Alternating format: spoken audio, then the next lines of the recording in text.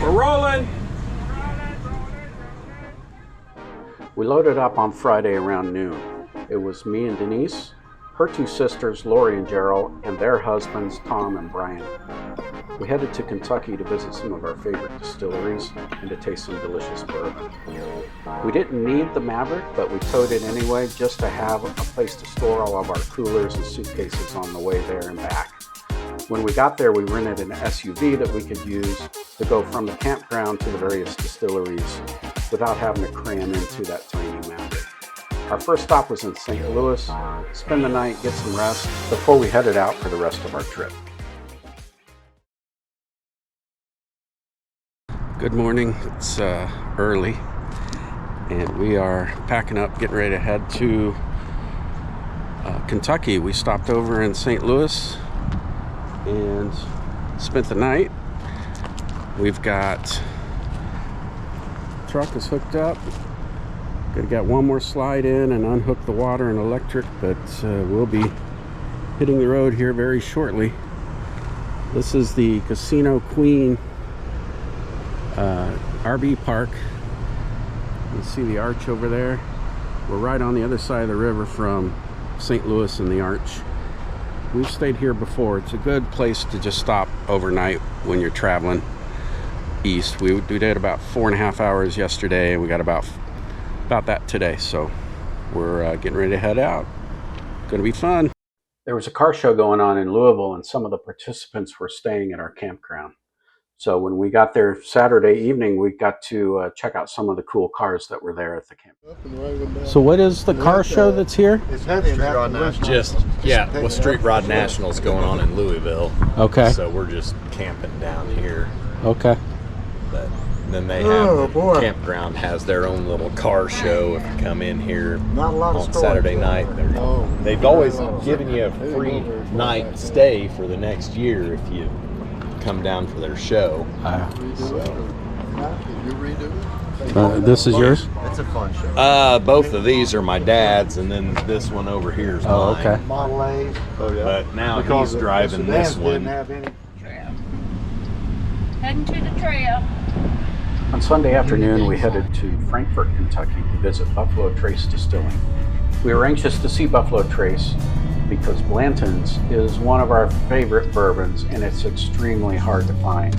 So our hopes were high that we might be able to score a couple of bottles of Blanton's while we were there at Buffalo Trace. Buffalo Trace recently had a terrible flood. The Kentucky River went way above its banks and the whole distillery area was flooded. They had probably 4 or 5 feet of water. Do that whole thing. I've never seen one be denied. Our tour guide was excellent. He showed us around the grounds, told us a little bit about how they make their bourbons. And then we had a great tasting that included Blanton's to give us a little sip of some of their products. The grounds of Buffalo Trace are beautiful. The buildings are old and historic. It's a really wonderful place to visit. But really, the highlight of our trip there was in the gift shop where we scored some Eagle Rare, and yes, we got some Blanton's. When we left Buffalo Trace, we visited Whisky Thief Distilling, a small family-owned distillery. They had good whiskey there that they were drawing right out of the barrel, and they had great people like Kylie. My name is Kylie Chessman. Okay, and what are you going to do? I'm going to school in New York for acting. Awesome. Thank you for the whiskey. We then headed back to the campground. It was a great day at Buffalo Trace and Whisky Thief, and we were ready to get some rest. It was a great day. Monday morning, we went to Bardstown, Kentucky and visited Heaven Hill Distillery. They took us into one of their oldest rick houses, built, I think, in the 1930s. Their campus there in Bardstown has 22 rick houses storing barrels of bourbon. But in 1996, they had a fire that destroyed a lot of their inventory. 1990.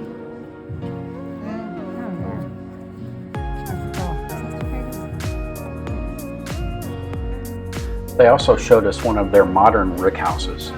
It's interesting to see how the construction style has changed over the years.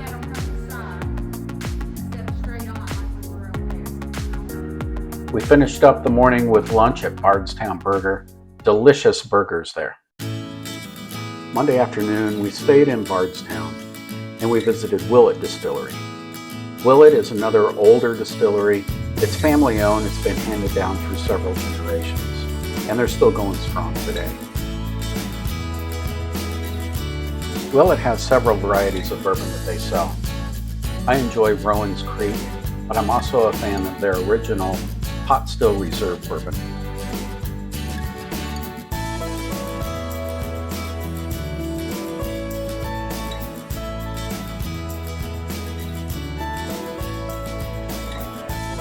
We enjoyed our day in Bardstown visiting Heaven Hill and Willett, but it was a long day. We were ready to get back to the camper, watch some TV, relax, and get ready for Tuesday. No visit to the Louisville area would be complete without seeing Chuchill Downs. And if you go to Chuchill Downs, make sure you book the Barns and Backside tour. This is where they take you to the back of the facility where all the horse stables are located and where the trainers do their work. Chuchill Downs can house up to 1,400 horses, and they all work there year-round as they train for the next year's Kentucky Derby. We got up close and personal to some of the horses as they trained on the track, and our tour guide Barry had incredible knowledge about Chuchill Downs, including the history of all the Kentucky Derby races. Once we finished our tour at Chuchill Downs, we went across the street and had a wonderful lunch over at Wagner's Diner. It was great food to close out our morning. Tuesday afternoon, we visited Angel's Envy Distillery. It's in downtown Louisville. They told us about their process for making their bourbon. Pretty similar to other distilleries. Their difference is they finish their bourbon in port barrels, which gives it a little more of a sweet, fruity flavor. We got to see their bottling line in action. It was really interesting to see where Angel's Envy comes together. It is one of my favorite bourbons.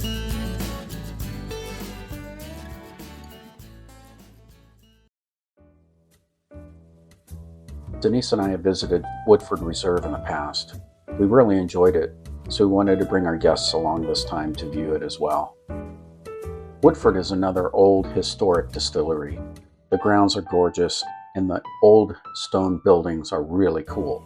They still use old wooden fermenters, but the highlight of the Woodford tour is definitely their still room. Those 6 large copper stills are very impressive. Strolling around the grounds was very peaceful, and it's cool that they still use the tracks to roll the barrels around their distillery. We finished our tour with a tasting of various varieties of Woodford Reserve. Our next stop was Maker's Mark Distillery. It was a long drive through the Kentucky countryside, but the scenery was gorgeous. It may have felt like a long drive, but the payoff was worth it, seeing Star Hill Farm in all its glory. The famous glass artist Dale Chihuly had an exposition at Maker's Mark, so it was really cool as you're strolling around the grounds of the distillery, seeing various pieces of his artwork on display.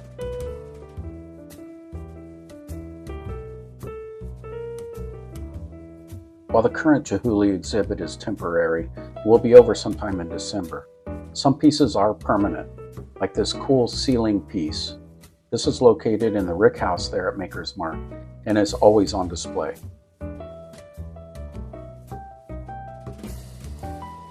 The grounds at Maker's Mark are really stunning. I really enjoy walking around the farm, seeing the old buildings. They even show you the print shop where the labels are made, and they'll give you a label of your own. It really is beautiful scenery there at Maker's Mark.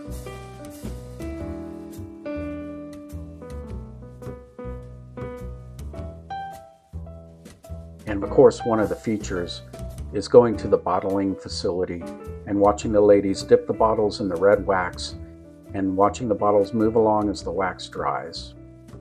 And you can't have a distillery tour without a tasting.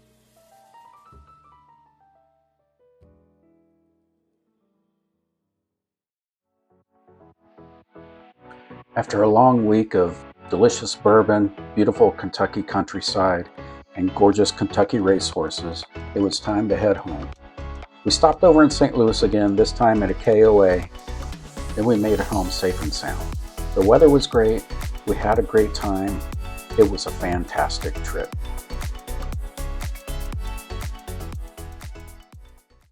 How was your trip? Awesome. Great time, thanks. Yeah, our first RV trip. It was good. Great. Fun. Hey everybody, what a great trip. Yes, lots of fun. Fun. Yay.